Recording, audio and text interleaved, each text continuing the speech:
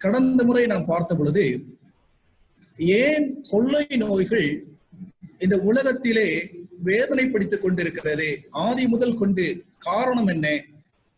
ஆதாம் பாவம் செய்தான், தேவனுடைய உடன்படிக்கையை மீறினான், அதன் மூலமாக பூமி சபிக்கப்பட்டது.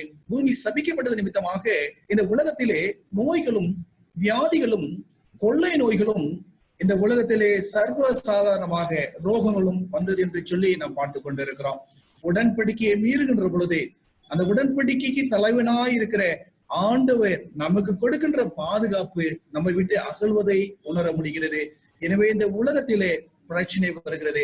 எனவே உடன்படிக்கையை மீறாதபடிக்கு நமக்கு மாதிரியாய் இருக்கிறவர் நம்முடைய ஆண்டவர் என்பதை நாம் புரிந்து கொள்ள வேண்டும். நமக்கு முன்மாதிரி நம்முடைய ஆண்டவர் தான். நம்முடைய சபையோ அல்லது நம்முடைய தலைவர்களோ அல்லது நம்முடைய போதகரோ அல்ல. நம்மை வழிகாட்டி நம் இயேசு மாத்திரம் நமக்கு மாதிரியா இருக்க வேண்டும் சொல்லி நம்ம கடந்த முறை நாம் பார்த்தோம். என்கிட்ட அவர்தான் உடன்படிக்கையின் தூதனானவர் என்று சொல்லி நம்ம பார்த்தோம். எனவே ஆண்டவருடைய வார்த்தையை ஏற்றுக்கொள்வதற்கு நமக்கு இடையே யாரும் இல்லாதபடிக்கு நமக்கு இடையே இருக்க வேண்டும் என்று சொன்னால் அது நம்முடைய தேவன் மட்டுமே என்பதை நாம் புரிந்து கொள்ள வேண்டும். என்னுடைய வார்த்தைகள், ஆண்டுடைய வார்த்தைகள், அதனுடைய மகத்துவத்தை இன்னைக்கு அநேக பிள்ளைகள் உணராது இருப்பதை நாம் காண முடிகிறது. வேதத்தின்படி நாம் பார்த்தோம் என்று சொன்னால் எரேமியாவின் புஸ்தகம் 29வது அதிகாரம் 18வது வசனம், ஜெரேமியா 29:18. அவர்கள் என் வார்த்தையை கேளாமல் போனபடியால் நான் அவர்களை பட்டயத்தாலும் பஞ்சத்தாலும் கொள்ளை நோயாலும் பின்தொடர்ந்து. அப்ப வேதம் தெளிவாய் சொல்கிறது, கொள்ளை நோயை அனுப்புகிறவர் யாருன்னு நம்ம ஏற்கனவே பார்த்து விட்டோம். ஆனால் திரும்பவும் இங்க சொல்லுகிறார், நான் என்ன பண்ணுவேன், அவர்களுக்கு கொள்ளை நோயை அனுப்புவேன், அவர்களை பின்தொடருவேன், பஞ்சத்தாலும் பட்டயத்தாலும் கொள்ளை நோயாலும் என்று சொல்லி வேதம் சொல்லுகிறது. காரணம் என்ன? வேதம் தெளிவான காரணத்தை எரேமியாவின் மூலமாக நாம் கற்றுக்கொண்டிருக்கிறோம். என்னவென்று சொன்னால், அவர்கள் என் வார்த்தையை கேளாமல் போனபடியால், இந்த உலகம் தேவனுடைய வார்த்தையை கேளாமல் போகின்ற பொழுது கொள்ளை நோய் பின்தொடரும் என்று சொல்லி வேதம் சொல்வதை நாம் பார்க்க முடியும். எனவே தான் உலகம் முழுவதுமாக பஞ்சத்தாலும் பசியாலும் வாடி தவித்துக் கொண்டிருக்கிறது, வேதனையாலும் கண்ணீராலும் தோண்டு கொண்டிருக்கிறது. காரணம் என்ன? ஆண்டுடைய வார்த்தையை உணர்ந்து கொள்வதற்கு இந்த உலகம் ஆயத்தமாயில்லை. தரிசனமற்ற ஒரு உலகமாய் இந்த உலகம் இருந்து கொண்டிருப்பதை நாம் பார்க்க முடியும். ஆதி ஆகமம் 15வது அதிகாரம் 1வது வசனம், ஜெனிசியஸ் 15:1. கர்த்தருடைய வார்த்தை ஆதாமுக்கு தரிசனத்திலே உண்டாகி, வேதம் தெளிவாய் சொல்கிறது, கர்த்தருடைய வார்த்தை ஆபிரகாமுக்கு தரிசனத்திலே உண்டானதாம். ஆண்டவர் தரிசனம் கொடுப்பது வேறே, ஆண்டுடைய வார்த்தை தரிசனமாய் வருவது வேறே. இங்க நாம் பார்க்கின்ற பொழுது ஆண்டுடைய வார்த்தை அவருக்கு தரிசனமானது என்று சொல்லி வேதம் நமக்கு தெளிவுபடுத்துகிறது. ஏன்னா இன்னைக்கு அநேக பிள்ளைகள் கர்த்தருடைய வார்த்தை இல்லாமல் தவறான உபதேசத்துக்குள்ளாய் அலைகழிக்கப்பட்டு அவர்கள் மற்ற காரியங்களிலே, இந்த உலக பிரகமான காரியங்களை முன்னிறுத்தி சத்தியத்தை அவர்கள் தரையிலே தள்ளுகிறார்கள். அப்படிப்பட்ட பிள்ளைகள் ஆண்டவரை கேட்பார்கள் என்று சொன்னால், கர்த்தருடைய வார்த்தையை அவர்களுக்கு ஆபிரகாமுக்கு தரிசனமாய் கொடுத்த ஆண்டவர் அவர்களுக்கும் தரிசனமாய் கொடுக்க முடியும் என்பதை நாம் அறிந்து கொள்ள முடியும். ஏசாயாவின் புஸ்தகம் 9வது அதிகாரம் 8வது வசனம், ஐசியா 9:8. ஆண்டவர் யாக்கோபுக்கு ஒரு வார்த்தையை அனுப்பினார், அது இஸ்ரவேல் இறங்கிற்று என்று வேதம் சொல்கிறது. ஆண்டவர் யாக்கோபுக்கு ஒரு வார்த்தையை அனுப்பினார் என்று சொல்கிறது. நீங்கள் வார்த்தையை கேட்கின்ற பொழுது அனுப்ப அவர் ஆயத்தமாய் இருக்கிறார். அது மாத்திரமல்ல, அது இஸ்ரவேல் மேல் இறங்கிற்று என்று சொல்லி வேதம் சொல்வதை பார்க்க நம்மால் முடியும். எனவேதான் இஸ்ரவேல் பிள்ளைகள் ஆண்டுடைய வார்த்தையை அவர் மேல் இறங்கினால அதை கேட்க எவ்விதமாய் இருக்க வேண்டும் என்பதை ஏசியா மூலமாக சொல்வதை நாம் பார்க்கலாம். Asia 30:21, Isaiah 30:21. நீங்கள் வலதுபுறமாய் சாயும் பொழுது இடதுபுறமாய் சாயும் பொழுது வழி இதுவே, இதில் நடவுகள் கேட்கும் என்று சொல்லுகிறது. வேத வசனம் சொல்வதை நாம் தெளிவாய் புரிந்து கொள்ள வேண்டும். வார்த்தையை உங்கள் காதுகள் கேட்கும், உங்களுடைய கண்கள் தரிசனம் காணும், உங்களுடைய காதுகள் அவருடைய வார்த்தையை கேட்கும். எனவே சாக்கு போக்கு சொல்ல முடியாது, எனக்கு வார்த்தை தெரியாது என்று சொல்ல முடியாது. தேவனுடைய பிள்ளைகளே, தரிசனத்தோடு கூட இருக்கும் என்று சொன்னால் உங்களுடைய காதுகளிலே ஆண்டவருடைய வார்த்தை ஒலிப்பதை நீங்கள் கேட்க கூடும். 1 சாமுவேல் 3:21. முதலாவது சாமுவேல் 3:21 கர்த்தர் இன்னும் சீலோவிலே தரிசனம் தந்தோர்லினார். கர்த்தர் சீலோவிலே தம்முடைய வார்த்தையினாலே சாமுவேலுக்கு தம்மை வெளிப்படுத்தினார். ஆண்டவர் எவ்விதமாக சாமுவேலுக்கு வெளிப்பட்டார் என்று சொல்லி வேதம் சொல்றது. சாமுவேல் ஆலயத்திலேயே தங்கி தாபரித்த ஒரு அன்பு சிறுவன், அந்த ஆண்டவருக்காக ஒப்பு கொடுக்கப்பட்ட அந்த அன்பு சிறுவன் ஆலயத்தில் தங்கி தாபரிக்கின்ற பொழுது ஆண்டவர் அவருக்கு தம்முடைய வார்த்தையினாலே வெளிப்பட்டார் என்று வேதம் சொல்கிறது. இன்னைக்கு தேவனுடைய பிள்ளைகளுடைய ஆலய வருகை வித்தியாசமா இருந்தாலும் தரிசனத்தோடு கூட காத்திருப்போம் என்று சொன்னார். ஆண்டவருக்காக உங்களை ஒப்பு கொடுத்து காத்திருப்போம் சொன்னால் ஆண்டவர் உங்களுக்கு வார்த்தையின் மூலமாக வெளிப்படுவார் என்பதிலே ஐயப்பாடு என்பதை நீங்க அறிந்து கொள்ள வேண்டும். தானியேலின் புஸ்தகம் 10வது அதிகாரம் 9வது வசனத்தை நீங்கள் வாசிக்கின்ற பொழுது டேனியல் 10:9 அவருடைய வார்த்தையின் சத்தத்தை கேட்டேன், அவருடைய வார்த்தையின் சத்தத்தை நான் கேட்ட பொழுது நான் முகம் கவிழ்ந்து நித்திரை போகிறோனாய் தரையிலே முங்குப்புற விழுந்து கிடந்தேன் என்று சொல்லி தானியேல் சொல்லுகிறார். தானியேல் ஆண்டவருடைய வார்த்தையை கேட்ட பொழுது என்று சொல்லுகிறார். எவ்விதமாய் ஆண்டவருடைய வார்த்தையை கேட்ட பொழுது அவருடைய ரியாக்ஷன், அவருடைய ஆக்ஷன் எப்படி இருந்தது என்பதை நாம் புரிந்து கொள்ள முடியும். ஒரு மனிதனுடைய உள்ளத்துக்குள்ளாக ஆண்டவருடைய வார்த்தை வரும் என்று சொன்னால் அவன் தன்னை உடைக்காமல் தான் ஆண்டவருக்கு முன்பாக விழாமல் இருக்க முடியாது. ஆண்டவருக்கு முன்பாக விழ வேண்டிய சூழ்நிலை நிச்சயம் வரும். அப்படி வரவில்லை என்று சொன்னால் இந்த வார்த்தை அவங்களுக்குள்ளாக எந்த ஒரு கிரியும் செய்யவில்லை என்பதை நீங்கள் புரிந்து கொள்ள வேண்டும். தானியேலுக்குள்ளாக ஆண்டவருடைய வார்த்தை வந்தது. 10:15 சொல்கிறார். 10:15 அவன் இந்த வார்த்தைகளை என்னோடு சொல்லுகையில் நான் தலை கவிழ்ந்து தரையிலே நோக்கி பேச்சற்றவனாய் போனேன். ஒரு மனிதனுடைய உள்ளத்திலே ஆண்டுடைய வார்த்தை வரும் என்று சொன்னால் கேள்விகள் அல்லது சந்தேகங்கள் அல்லது தாறுமாறான சிந்தனைகள் முழுமையாய் ஒன்றுமில்லாமல் போகும். ஒரு நிலையிலே ஆண்டவருக்கு என்று நம்மை ஒப்புக் கொடுக்கின்ற பொழுது அவர் சொல்லுகின்ற பிரகாரம் அவருடைய வார்த்தை நமக்குள்ளாய் வருகின்ற பொழுது நமக்குள்ளாய் பேச்சற்று போய் அவரை முழுமையாய் விசுவாசிக்கின்ற ஒரு சூழ்நிலைக்குள்ளாக கொண்டு வரும் என்பதை நாம் நம்ப வேண்டும். ஏனென்றால் தானியேலுடைய அனுபவம் அதா இருந்தது. நீங்கள் உபாகமம் புஸ்தகத்திலே 4வது அதிகாரம் 12வது வசனத்தை நீங்கள் வாசித்து பார்த்தீர்கள் என்று சொன்னால் Deuteronomy 4:12 அந்த அக்கினியின் நடுவே இருந்து கர்த்தர் உங்களோடு பேசினார், வார்த்தைகளின் சத்தத்தை நீங்கள் கேட்டீர்கள், அந்த சத்தத்தை நீங்கள் கேட்டீர்கள், ஒரு ரூபத்தை நீங்கள் காணவில்லை, ஆண்டவருக்கு என்று ஒரு ரூபமும் அங்கே இல்லை. ஆனால் இன்னைக்கு உலகத்திலே அநேகர் ரூபங்களை செய்து கொண்டிருக்கிறார்கள். ஆனால் வேதம் தெளிவாய் சொல்வது வார்த்தையின் சத்தத்தை மாத்திரம் கேட்டீர்கள். ஏன் எல்லா க்ஷணங்களும் அங்கு கூடியிருந்த ஒவ்வொருவரும் ஆண்டவர் பேசுவதை கேட்டார்கள். எதிலிருந்து? அக்கினியின் மத்தியிலிருந்து. அவருடைய வார்த்தை எங்கிருந்து வந்தது? அக்கினியின் மத்தியிலிருந்து வருகிறதை நாம் புரிந்து கொள்ள முடியும். அந்த வார்த்தையை முழுமையாய் புரிந்து கொள்ளாத பிள்ளைகள் அநேகர் இருக்கின்ற பொழுது வேதம் தெளிவா சொல்வது இங்கே மோசஸ் என்ன செய்தாராம்? உபாகம் 5:5 Deuteronomy 5:5 கர்த்தருடைய வார்த்தையை உங்களுக்கு அறிவிக்கும்படி அக்காலத்தில் நான் கர்த்தருக்கும் உங்களுக்கும் நடுவாக நின்றேன், நீங்கள் அக்கினிக்கு பயந்து மலையில் ஏறாமல் இருந்தீர்கள். வேதம் சொல்கிறது அவர்கள் ஆண்டவருடைய வார்த்தைக்கு பயந்து அந்த மலைக்கு அக்கினிக்கு பயந்து என்ன பண்ணலாம், அவங்க ஏறி போக முடியாத ஒரு சூழ்நிலை அவர்களுக்கு காணப்பட்டது. அவர்கள் சுற்றிலும் பயத்தோடு நடுங்கி நின்றார்கள். அவர்களுக்கு இடையிலே நடுவாக யார் என்றது அக்காலத்திலே தேவனுடைய ஊழியக்காரனாகிய மோசே என்னார் என்று சொல்கிறது. இந்த நாளிலும் கூட ஒருவேளை நீங்கள் கர்த்தருடைய வார்த்தையை அறியாதீர்கள் என்று சொன்னால் உங்கள் நடுவே நிற்கும்படியாக ஊழியக்காரனாகிய அடியேனை இந்த நாளிலே இந்த நிமிஷம் உங்களுக்கு நடுவாக நின்று அக்கினிமயமான ஆண்டவருடைய வார்த்தையை கொண்டு வருவதற்கு ஆண்டவர் கிருபை தந்திருக்கிறார். பயபக்தியோடு கூட பரிசுத்த ஆவியினுடைய ஏவுதலோடு கூட இருக்கிற பிள்ளைகள் மாத்திரம்தான் இந்த அக்கினிமயமான வார்த்தைகள் உங்களுக்குள்ளாய் கிரியை செய்வதை உங்களால் உணர்ந்து கொள்ள முடியும் என்பதை நீங்கள் அறிந்து கொள்ளுங்கள். இங்கு வேதத்தை நாம் பார்க்கிறோம். வேதத்தை பார்க்கின்ற பொழுது அந்த ஆதியிலே இருந்த வார்த்தை ஒரு வார்த்தை மாத்திரம் சொல்லும். அந்த ஒரு வார்த்தை என்ன என்று நாம் யோவான் 1:1 நாம் பார்க்கின்ற பொழுது ஆதியிலே வார்த்தை இருந்தது, அந்த வார்த்தை தேவனிடத்தில் இருந்தது, அந்த வார்த்தை தேவனாய் இருந்தது. இப்ப வேதம் நமக்கு என்ன சொல்லிக் கொடுக்கிறது? ஜான் 1:1 அப்படின்னு பார்த்தோம் அப்படின்னா இந்த வார்த்தை பேசிய வார்த்தை அக்கினி மயத்திலே வெளிப்பட்ட வார்த்தை எங்க இருந்தது என்று பார்க்கின்ற பொழுது ஆதியிலே அந்த வார்த்தை இருந்தது. அதற்கென்று தொடக்கமும் இல்லை, அதற்கென்று முடிவும் இல்லை. ஆதியும் அந்தமுமாய் இருக்கிற வார்த்தை, அல்பாவும் ஒமேகாவுமாய் இருக்கிற வார்த்தை, முந்தினவரும் பிந்தினவருமாய் இருக்கிற வார்த்தை ஆதியில் இருந்தது என்று சொல்லி வேதம் சொல்லுகிறது. அந்த வார்த்தை எங்கிருந்ததாம்? தேவனிடத்தில் இருந்தது என்று வேதம் சொல்கிறது. அது மாத்திரமல்ல, அந்த வார்த்தை தேவனாய் இருந்தது. விசுவாச பிள்ளைகள் தயவு செய்து நன்றாய் கவனிக்கும்படியாய் கேட்டுக்கொள்கிறேன்.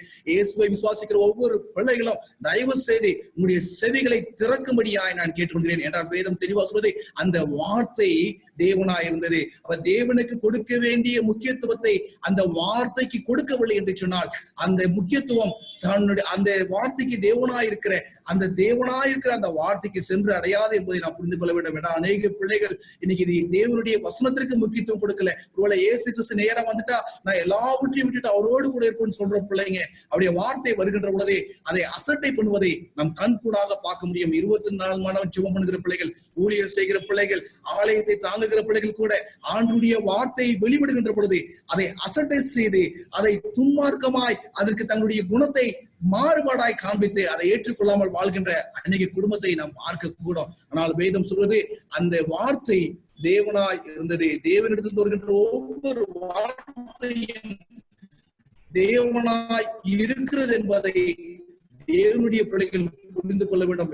அதாவது என்னவென்றால் எவ்விதமாய் தேவனுக்கு நீங்கள் முக்கியத்துவம் அதனுடைய முக்கியத்துவத்தினுடைய உண்மையான அர்த்தம் அப்பொழுது வெளிப்படும் என்பதை உங்களால் புரிந்து கொள்ள முடியும். அல்லது யோவான் 1:14 இங்கு சொல்லப்படுவதை நாம் பார்க்க முடியும். John 1:14 அந்த வார்த்தை மாமிசம் ஆகி கிருபையினாலும் சத்தியத்தினாலும் நிறைந்தவராய் நமக்குள்ளே வாசம் பண்ணினார். அவருடைய மகிமையை கண்டும் அது பிதாவுக்கு ஒரே பேரான மகிமைக்கு ஏற்ற மகிமையா இருந்தது. அப்ப வேத வசனம் நமக்கு என்ன தெளிவுபடுத்துவதை நாம் பார்க்க முடியும். அந்த வார்த்தை மாமிசமாச்சு. அந்த மாமிசமான வார்த்தை தான் கிருபையும் சத்தியமும் நிறைந்த கிறிஸ்துவாய் நமக்குள்ளாய் அவர் வந்தார், நமக்குள்ளாய் மகிமையாய் நின்றார் என்பதை நாம் பார்க்க முடியும். நீங்கள் தேவனுடைய வார்த்தைக்கு நீங்க மகிமை கொடுக்கவில்லை என்றால் அந்த வார்த்தை மாமிசமான கிறிஸ்துவுக்கும் நீங்க மகிமை கொடுக்கவில்லை என்பதை நீங்கள் புரிந்து கொள்ள வேண்டும் என்பதற்காக உங்களுடைய மத்தியில் இந்த வார்த்தையை குறித்து நான் பேசிக் கொள்கிறேன். அநேக பிள்ளைகள் வேதத்திலிருந்து வார்த்தைகளை அசட்டை செய்வதை பார்க்க முடியும். அநேக கிறிஸ்துவ பிள்ளைகள் கூட பயபக்தியான பிள்ளைகளாய் தோன்றுவதும் கூட உபவாசித்து ஜெபிக்கிற பிள்ளைகள் கூட ஆண்டுடைய வார்த்தைக்கு முக்கியத்துவம் கொடுக்காதபடிக்கு அழிந்து கொண்டிருக்கிறார்கள் என்பதை நாம் பின்பாக நம்ம பார்க்க போகிறோம். வாசிப்போம். யோவான் 3:34. John 3:34. தேவனால் அனுப்பப்பட்டவர் தேவனுடைய வார்த்தைகளை பேசுகிறார். தேவன் அவர்களுக்கு தமது ஆவியை அளவில்லாமல் கொடுக்கிறார். தேவனுடைய வார்த்தையை பேசுகிறவருக்கு தான் தேவனுடைய ஆவி கொடுக்கப்படாது. இன்னைக்கு தேவனுடைய வார்த்தையை அடங்காதவர்கள், அது கீழ்ப்படியாதவர்கள், ஏற்றுக்கொள்ளாதவர்களுக்கு ஆவி கொடுக்கப்படாது. அப்படி ஆவி கொடுக்கப்பட்டது நீங்கள் நினைத்திருப்பீர்கள் சொன்னால் அது உண்மையான ஆவி கிடையாது. அதை வஞ்சிக்கிற பொல்லாத ஆவி என்பதை நீங்கள் புரிந்து கொள்ள வேண்டும். எந்த பிள்ளைகள் தேவனுடைய வார்த்தைக்கு கட்டுப்படவில்லையோ, கீழ்ப்படியவில்லையோ, புறம்பை தழுகிறார்களோ அவனுக்கு தேவனுடைய ஆவி கொடுக்கப்படாது என்பதை வேதம் நமக்கு சொல்லி தருகின்ற பாடம் நிச்சயம் சத்தியம் என்பதை புரிந்து கொள்ள வேண்டும். மத்தேயின் புஸ்தகம் 4வது அதிகாரம் 4வது வசனம். Matthew 4:4. அவர் பொழுதுமாக மனுஷன் அப்பத்தினால் மாத்திரமல்ல தேவனுடைய வாயிலிருந்து புறப்படுகிற ஒவ்வொரு வார்த்தையினாலும் பிழைப்பான் என்று எழுதியிருக்கிறது என்று வேதம் சொல்லுகிறது. அப்பொழுது மனுஷன் இன்னைக்கு அநேக அப்பத்திற்கு பின்பாக சென்று ஆண்டுடைய வார்த்தையை புறந்தழுகிறார்கள். ஆனால் வேதம் சொல்கிறது உன்னுடைய அப்பம் உங்களுக்கு கொடுக்கப்படும். மனுஷன் எதனால் வாழ வேண்டும் என்று சொன்னால் தேவனுடைய வாயிலிருந்து பிறக்கிற ஒவ்வொரு வார்த்தையினாலும் பிழைப்பான் என்று சொல்லுவாங்க. ஒவ்வொரு வார்த்தை அப்படின்னா ஒவ்வொரு வார்த்தையும் தேவனுடைய வார்த்தை. அந்த வார்த்தை தேவனாய் இருந்தது என்பதை மறக்காதபடிக்கு ஒவ்வொரு வார்த்தைக்கும் கட்டுப்பட்டு நடக்க வேண்டும் என்பதை கிறிஸ்துவ பிள்ளைகள் தெளிவாய் புரிந்து கொள்ள வேண்டும் என்பதற்காக நான் மத்தியில பேசிக் கொண்டிருக்கிறேன். மத்தேயின் புஸ்தகம் 8வது அதிகாரம் 8வது வசனம். Matthew chapter 8:8. 100க்கு அதிபதி பிரதித்திரமாக ஆண்டவரே நீர் என் வீட்டுக்கு பிரவேசிக்க நான் பாத்திரன் அல்ல, ஒரு வார்த்தை மாத்திரம் சொல்லும் அப்போது என் வேலைக்காரன் சொஸ்தமாவான். அப்ப அந்த 100க்கு அதிபதி தெளிவாய் தெரிந்திருந்தான்.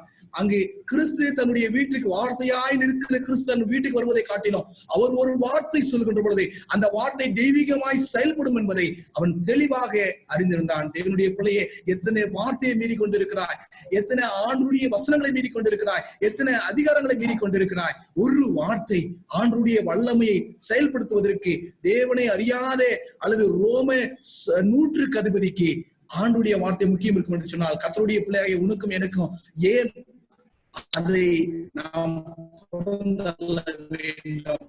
ஏன் அந்த வார்த்தைக்கு நீங்களும் நானும் மதிப்பு கொடுக்காதபடிக்கு வாழ்ந்து கொண்டிருக்க வேண்டும்? அல்லது அந்த வார்த்தைக்கு மதிப்பு கொடுக்கிறேன் என்று சொல்லி நான் நினைத்துக் கொண்டே ஏன் உண்மையான ஒரு சத்தியத்திலே அந்த வார்த்தை வருகின்ற பொழுது அதை கீழ்ப்படியாமல் ஏன் நடக்க வேண்டும்? ஆண்டவருக்கு நம்ம கீழ்ப்படியும் ஒரு வார்த்தை போதும் நம்மை மீட்பதற்கு, நம்மை புதுப்பிப்பதற்கு, நம்மை சுத்தமாக்குவதற்கு. புஸ்தகம் 59:21, ஐசியா 59:21 இது நிறைய படிச்சிருக்கிறோம். உன் வாயில் அருளுடைய என் வார்த்தைகள், உன்மேல் இருக்கிற என் ஆவியும் நான் உன் வாயில் அருளுடைய என் வார்த்தைகள். நம்ம வேதம் தெளிவாக சொல்றது, இந்த நாளிலிருந்து ஆண்டவர் உன்னுடைய வாயிலே அவருடைய வார்த்தையை வைக்க ஆண்டவர் காத்து கொண்டிருக்கிறார். அவருடைய ஆவியை கொடுக்க காத்து கொண்டிருக்கிறார்.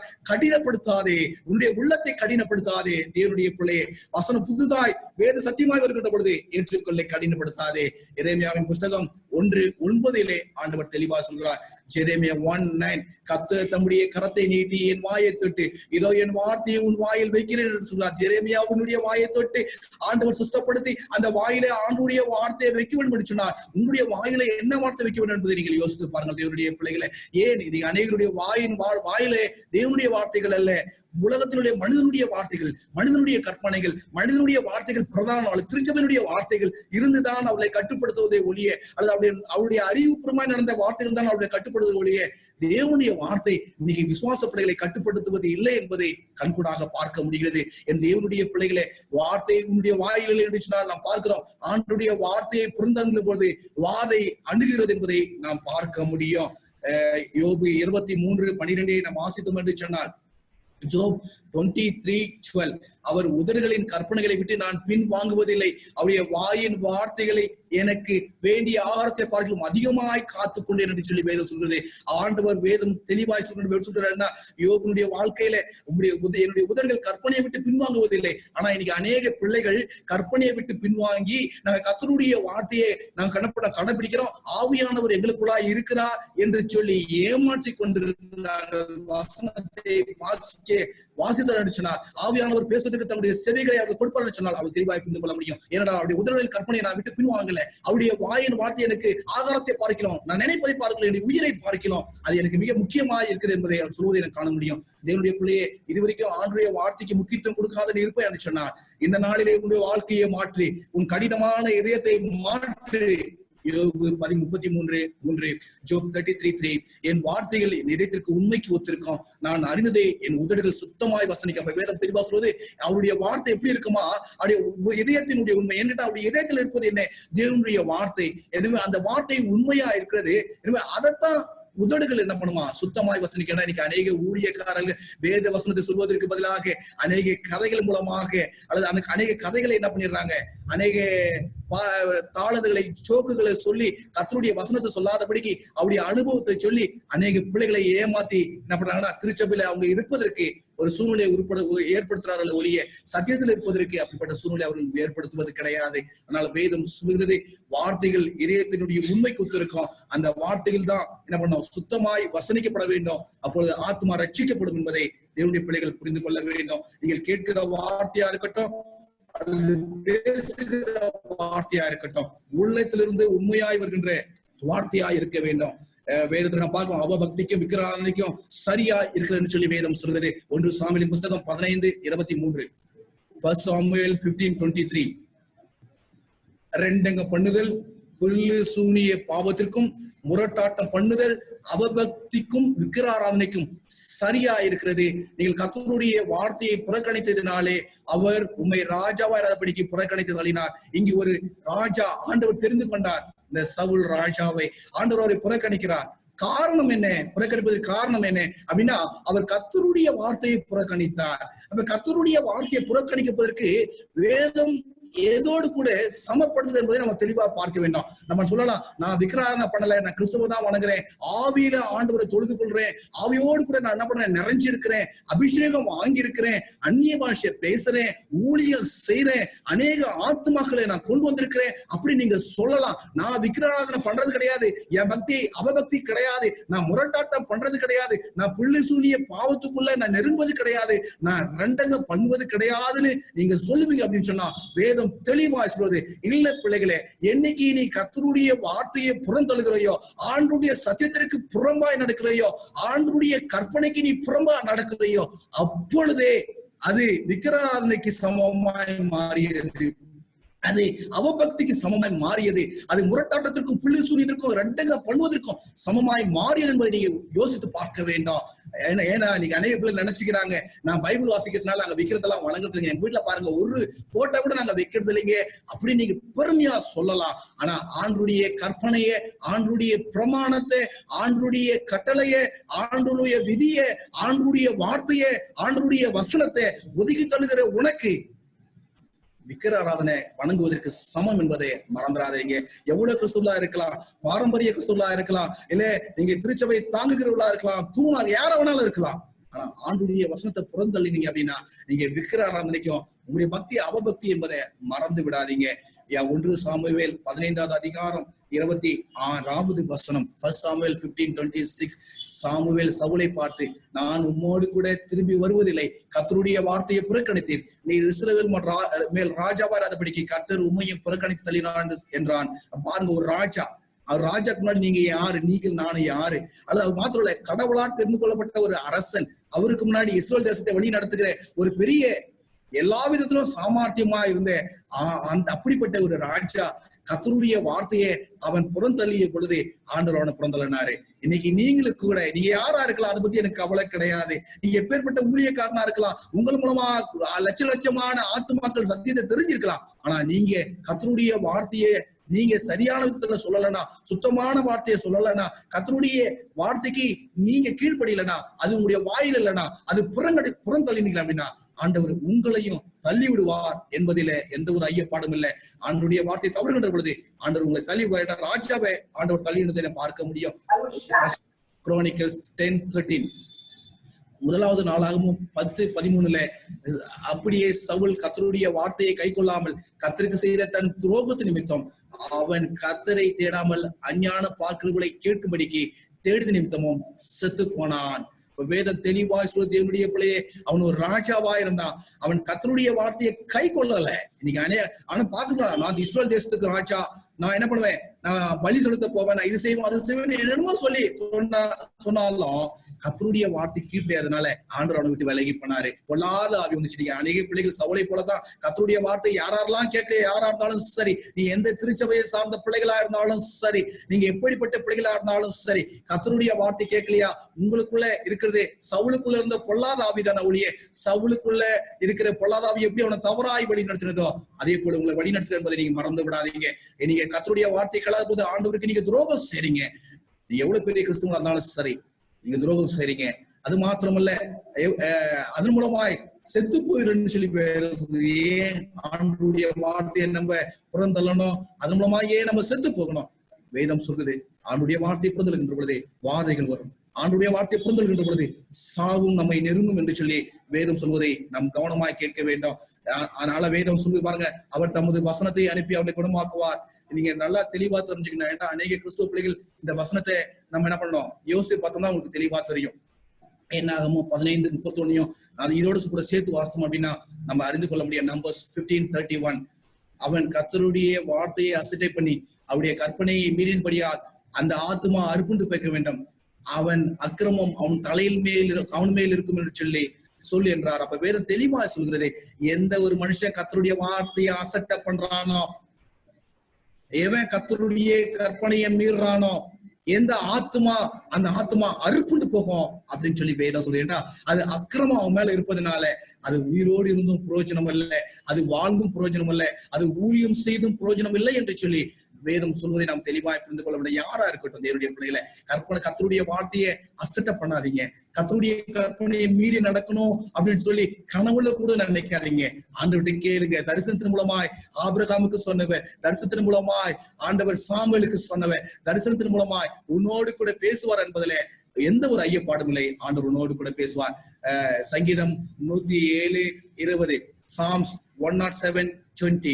அவர் தமது வசனத்தை அனுப்பி அவளை குணமாக்கி அவளை அழிவுக்கு தப்பிப்பார். நம்ம நினைக்கலாம், இவ்வளவு கொள்ளை நோய்கள் வருது, இவ்வளவு பிரச்சனைகள் வருது, ஆண்டவர் கைவிட்டாரா அப்படின்னா, என்னைக்கு ஆண்டவருடைய வசனத்தை நீங்க கைவிட்டுட்டீங்களோ, ஏன்னா இங்கிலீஷ்ல போட்டிருக்கு he sent his word, அவர் அவருடைய வார்த்தைகளை அனுப்பி அதை மொழிபெயர்க்கின்ற பொழுது அவர் தம்முடைய வசனத்தை அனுப்பி, அப்ப நிச்சயம் ஆண்டவர் அவருடைய வசனத்தை அனுப்பி உங்களை சரி செய்ய, உங்களை குணமாக்க ஆண்டவர் காத்திருக்கிறாரு. நீங்க அவருடைய வசனத்தை நம்பல அப்படின்னு சொன்னா, அவர் வசனத்துக்கு கீழ்ப்படியல அப்படின்னா, அவர் வேதாகமத்துல இருக்கிற எல்லா வசனத்தை அமைச்சாலும் நீங்க குணமாக போறது கிடையாது.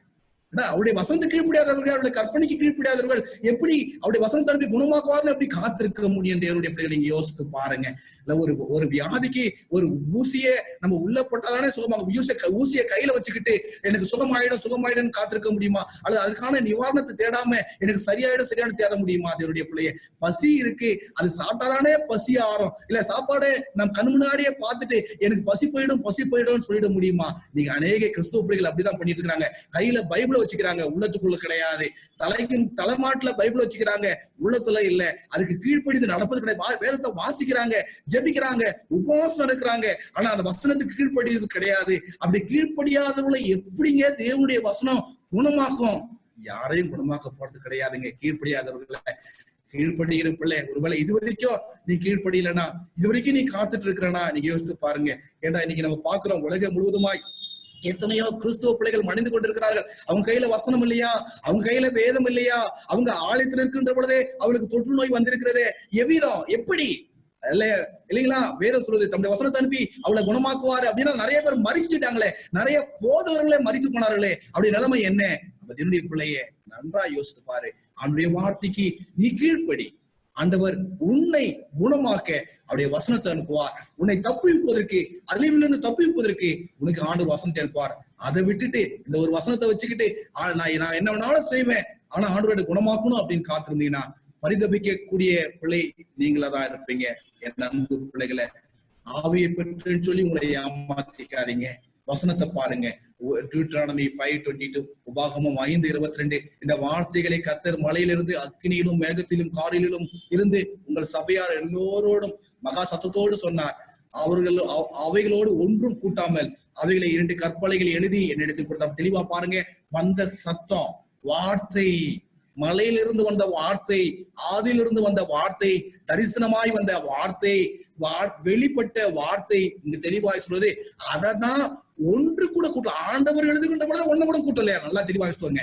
இயேசு கிறிஸ்து தன் சொந்த அக்னிமயமான தன்னுடைய விரலால அந்த பிரமாணத்தை எழுதுகின்ற பொழுது ஒண்ணு கூட கூட்டலையா? ஆனா இன்னைக்கு நிறைய கிறிஸ்துவ பிள்ளைங்க கூட்டிட்டு இருக்கிறாங்க, குறைச்சிட்டு இருக்கிறாங்க. கேட்டா வசனத்தை அனுப்பி எங்களை ஆண்டவர் சுகமாக்கிடுவாங்கன்னு காத்திருக்கிறாங்க. ஒருவேளை அறியாமல நீங்க இருந்தீங்கன்னா உங்களுக்காக நான் பரிதபிப்படுறேன், உங்களுக்காக நான் செபிக்கிறேன். உங்களுடைய ஆத்மா பாரத்துக்கு எனக்கு கொடுத்திருப்பதனால உங்களுக்காக நான் செபிக்கிறேன். என்னுடைய பிள்ளைகளை கர்த்தர்கிட்ட வாங்க. ஆண்டுடைய வசனம் உங்களுடைய உள்ளத்துக்குள்ள வரட்டும். அவருடைய வார்த்தைகள் 2 கற்பனைகளை எழுதி கொடுத்திருக்கிறார். ஆனா இன்னைக்கு அநேக கிறிஸ்துவ பிள்ளைகள் ஒளிந்து போனதுன்னு சொல்லிட்டு இருக்காங்க. ஆண்டுடைய வார்த்தை ஒளிஞ்சிடுமா? மாமிசமாகி வந்த வார்த்தை, கிறிஸ்துவாகி வந்த வார்த்தை. ஒரு மனுஷன் கிறிஸ்துவுக்கு முக்கியத்துவம் கொடுக்குறானா, அந்த கிறிஸ்து அந்த வார்த்தை தேவனா இருந்து வேதம் சொல்லுது இல்லைங்களா? தேவனா இருந்த வார்த்தையை கற்பனைகளை எழுதி ஆண்டவர் கொடுத்தார். அந்த தேவனா இருந்த வார்த்தையை மாமிசத்துல வந்தார். பழைய ஏற்பாடு அப்படின்னு நீங்க சொல்லுவீங்க அப்படின்னா அதுல கற்பலகையாய் ஆண்டவர் வந்தார். புதிய ஏற்பாடு சொன்னா ஆண்டவர் சரீரத்திலே மாமிசத்திலே எழுதப்பட்டு வந்தார் என்பதை நாம் மறந்துவிடக் கூடாது. உபாகமம் 6:6, Deuteronomy 6:6, இன்று நான் உனக்கு கட்டளையிடுகின்ற இந்த வார்த்தைகள் உன் இதயத்தில் இருக்க கடவுள். பாருங்க, புதிய ஏற்பாட்டுல இல்ல பழைய ஏற்பாட்டுல நான் வாசித்துட்டு இருக்கிறேன். என்னைக்கு ஆண்டவர் அந்த 10 பிரமாணத்தை கொடுத்தாரோ அப்பொழுதே ஆண்டவர் சொன்னாரு, அது உன் இதயத்துல எழுதணும், அது கற்பலைகளை இருக்கக்கூடாது, அது இதயத்துல எழுதப்பட வேண்டும். அல்லது அது புஸ்தகத்துல இருக்கக்கூடாது, அது இதயத்துல எழுதப்பட வேண்டும். அது கற்களில் இருக்கக்கூடாது, அது இதயத்துல எழுதப்பட வேண்டும் என்று சொல்லி ஆண்டவர் கெஞ்சினதை நாம் பார்க்க முடியும். இன்னைக்கு கூட அதே ஆண்டவர் உங்களுடைய இதயத்துல ஆண்டுடைய பிரமாணம் எழுதுவதற்கு, ஆண்டுடைய வார்த்தை எழுதப்படுவதற்கு நீங்க ஒப்புக்கொள்றீங்களா? இல்ல உங்களுடைய சபையினுடைய பாரம்பரியம் அல்லது உங்களுடைய போதகம் உங்களை வழி நடத்துகிற, உங்களை ஏமாற்றுகின்ற அநேக ஊழியக்காரர்களுடைய வைராக்கியம் உங்களை கர்த்தருடைய சத்தியத்தை விட்டு அப்புறப்படுத்தி கொண்டிருக்கிறதா? ஆண்டோட ஜெபத்தோடு கூட ஆண்டோட கேளுங்க, சத்தியத்தை கவனிங்க.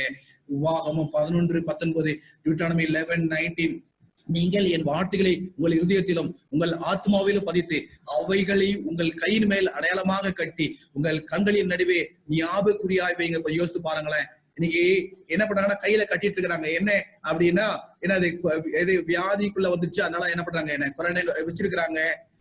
எனக்கு COVID-19 வந்திருக்கா இல்லையான்னு செக் பண்றதுக்கு என்ன பண்றாங்க, கையில சீலை குத்தி வச்சிருக்காங்கன்னு நினைக்கிறோம். ஆனா வேதம் என்னைக்கு ஆண்டவர் 10 பிரமாணத்தை கொடுக்குறாரோ அந்த சீல் உங்களுடைய இதயத்திலும் உங்களுடைய உள்ளத்திலும் இருக்கும் என்று சொன்னால் வேதம் சொல்றதே, வாதை உன் கூடாரத்தை அணுகாதே.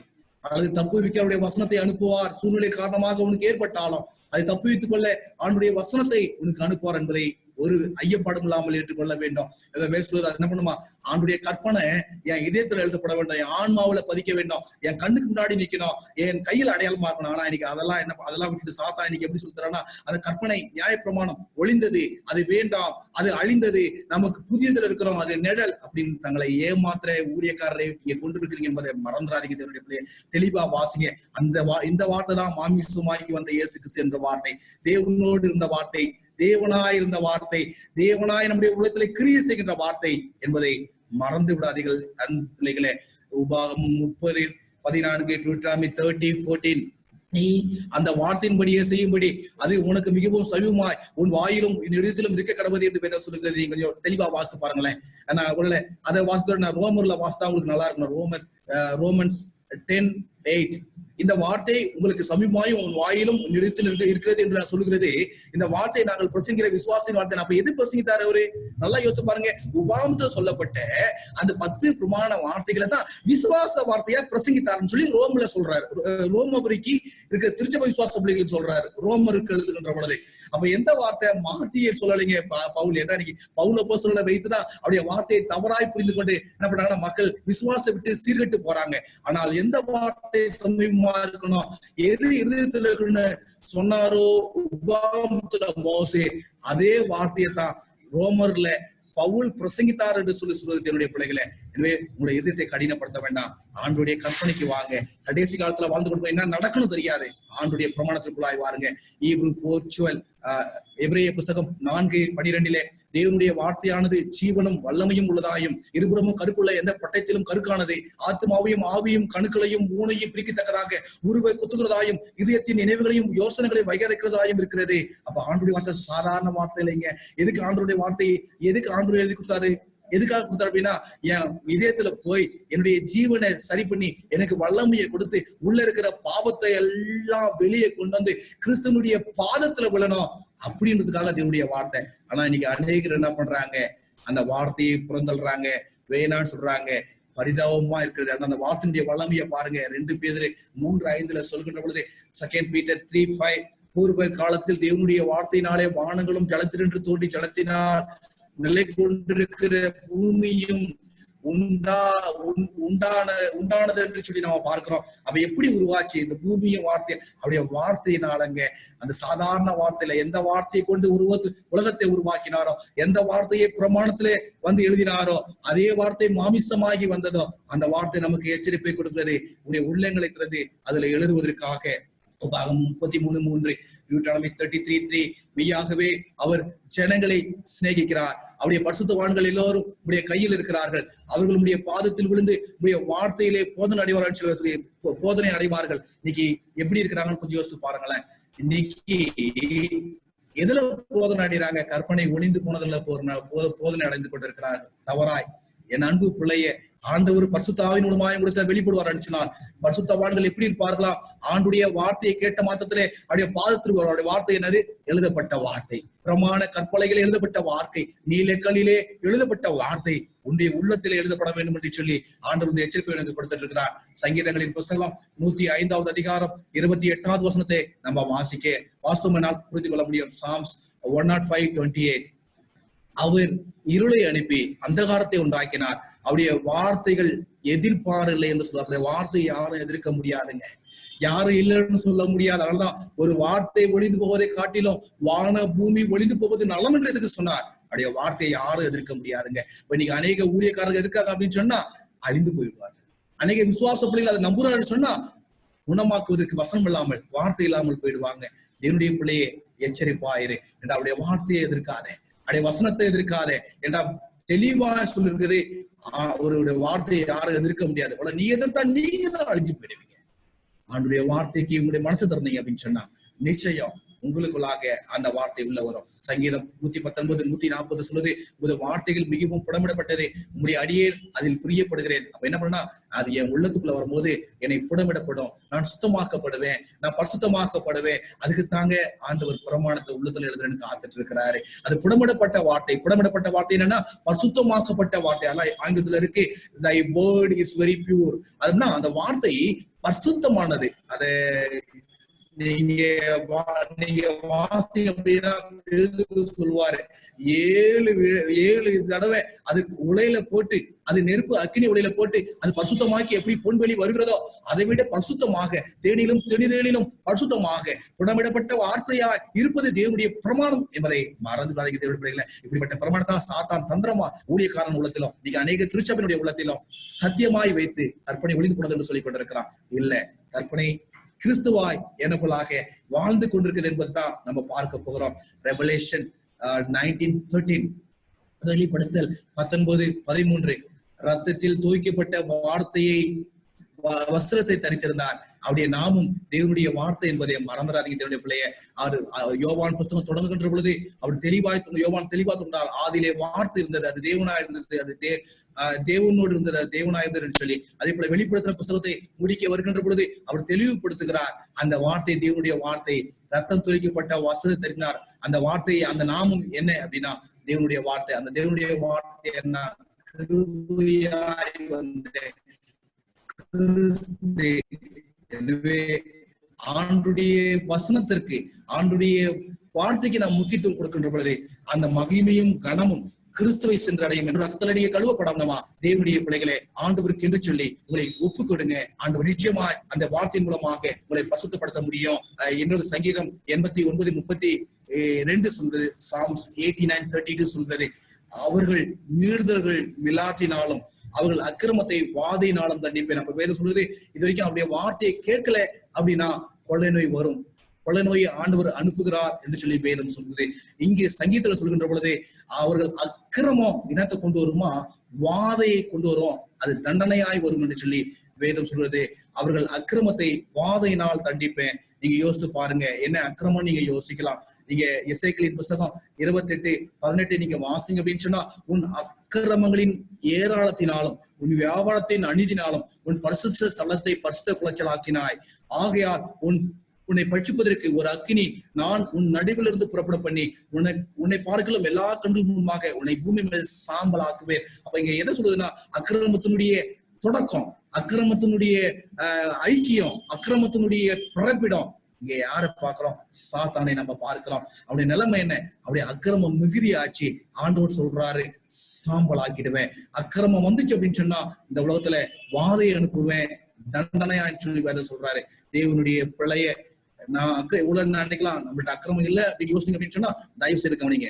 ஏசாயாவின் புஸ்தகம் 13:11, ஐசையா 13:11, பாவத்தின் நிமித்தம் உலகத்தையும் அக்கிரமத்தின் நிமித்தம் துன்மார்க்கரையும் நான் தண்டித்து, அக்கிரமத்தின் நிமித்தமாய் உலகத்தையும் துன்மார்க்கரையும் ஆண்டவர் தண்டிக்க போகிறார். நான் துன்மார்க்கன் இல்ல, நான் அக்கிரமம் இல்லை அப்படின்னு நினைச்சீங்கன்னா ஆதியாகமம் 6:5 நம்ம தொடர்ந்து படிச்சுட்டு இருப்போம்.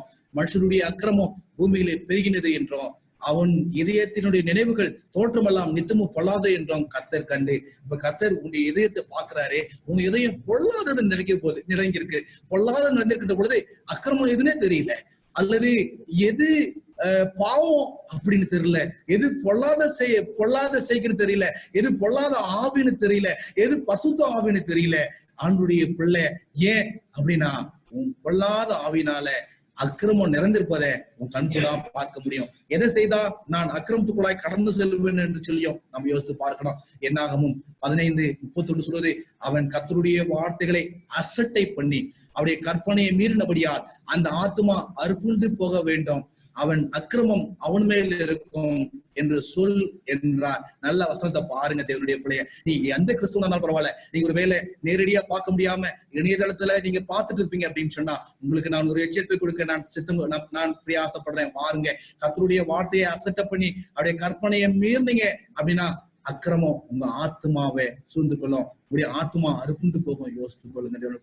நீ கற்பனை வேணான்னு இருக்கிற ஊழியக்காரங்க இருங்க, கற்பனை வேணும்னு சொல்ற வேதம் எங்க?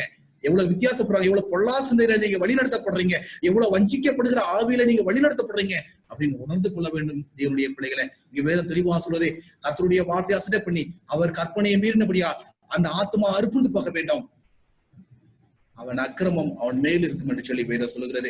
நீங்க அக்கிரமம் செய்யல இல்லைன்னு நினைச்சீங்கன்னா கற்பனையை மீறுறீங்களா? நீங்க அக்கிரமம் செய்றீங்க. அப்படி ஓய்வு நாளை மீறுறீங்களா?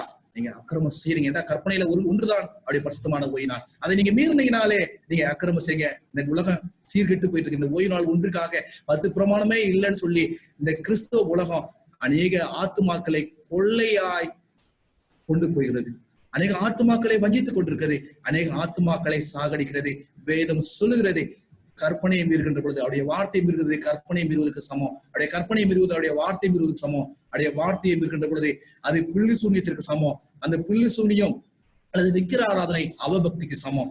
அதனாலே ஒரு வாதையை அனுப்புவார். ஒருவேளை இப்ப வர வாதையை விட இன்னும் கடைசி காலத்துல இருந்த அந்த 7 வாதை இருக்கிறதே, அது கொடிய வாதையாய் எல்லோருமே அந்த அனுபவத்துக்குள்ளாய் கடந்து செல்ல வேண்டியிருக்கிறது.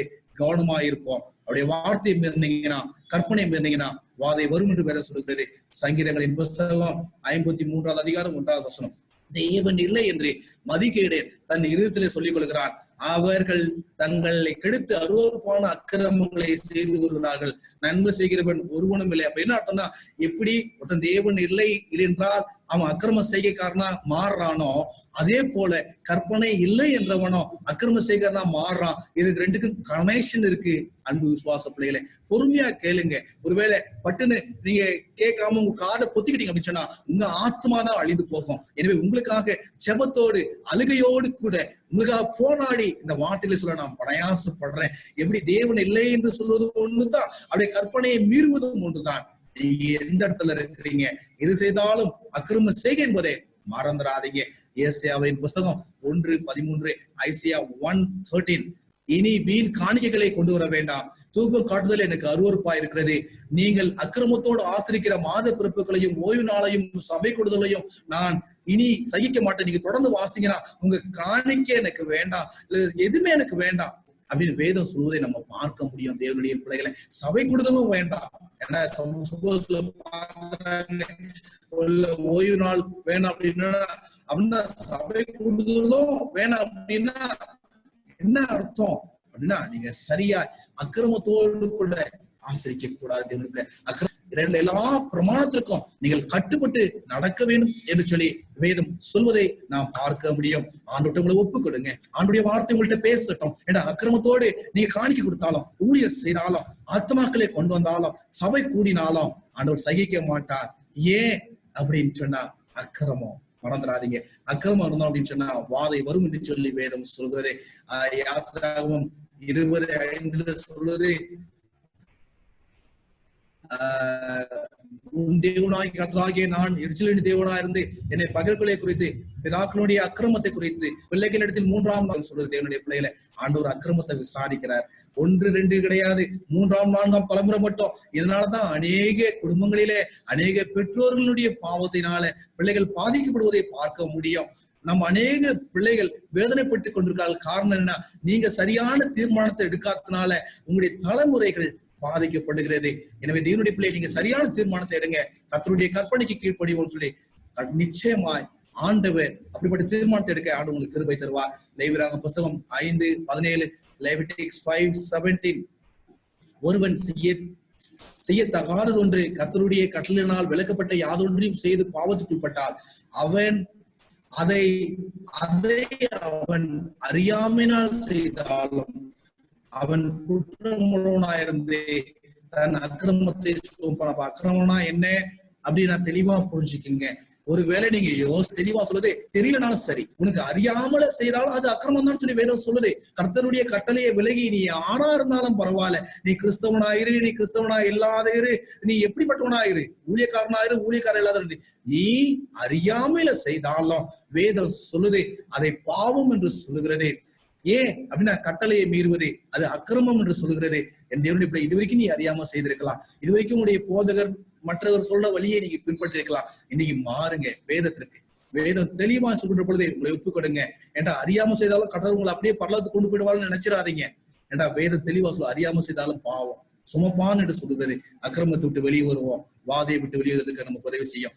அந்த அக்கிரமத்துக்கு வெளியே வர நான் என்ன செய்யணும்? என்னை முற்றிலும் கழுவப்பட வேண்டாம். அதான் சங்கீதக்காரன் சொல்றார் 51:2, என் அக்கிரமம் நீங்க என்னை முற்றிலும் கழுவி என்னை பாவமுறை என்னை சுத்திகரியும். உங்கள்ட்ட ஆண்டோட ஒப்புக்கொடுங்க. ஏன்னா நீங்களா நீங்க நான் ஜெபம் பண்றோம், எனக்கு கழுப்பட வேண்டிய அவசியம் இல்லை, நான் வேதம் வாசிக்கிறேன் அதெல்லாம் ஒண்ணும் கிடையாதுங்க. கடவுளுக்கு முன்னாடி நீங்க என்னதான் செய்தாலும், உங்களையே நீங்க பலி கொடுத்தாலும் அது ஒண்ணுமே கிடையாதுங்க. ஏன் அப்படின்னா அக்கிரமம் நீங்களே. அக்கிரமம் நீங்க அப்படின்னு சொன்னா ஆண்டுடைய வார்த்தை கற்பனைகளுடைய உள்ளத்துல எழுதப்படல.